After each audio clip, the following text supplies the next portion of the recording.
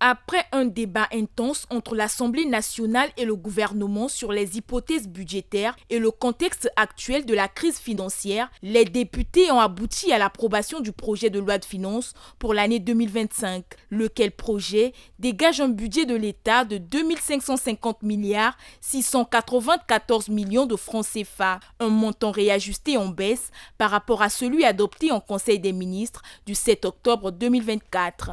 Le projet de loi de finances pour l'exercice 2025 a été élaboré dans un contexte international dominé par des tensions géopolitiques.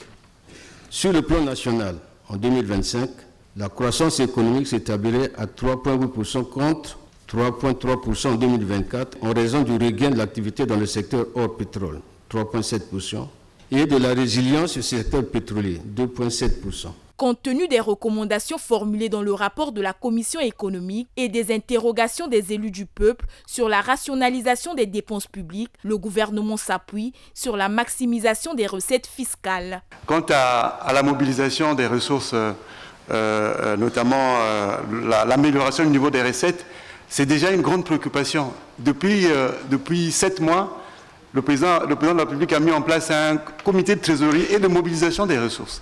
Nous avons engagé un vaste programme de transformation des administrations fiscales et douanières qui commence à porter leurs fruits. Sur cette année seulement, nous serons en augmentation de recettes douanières d'environ 40 milliards.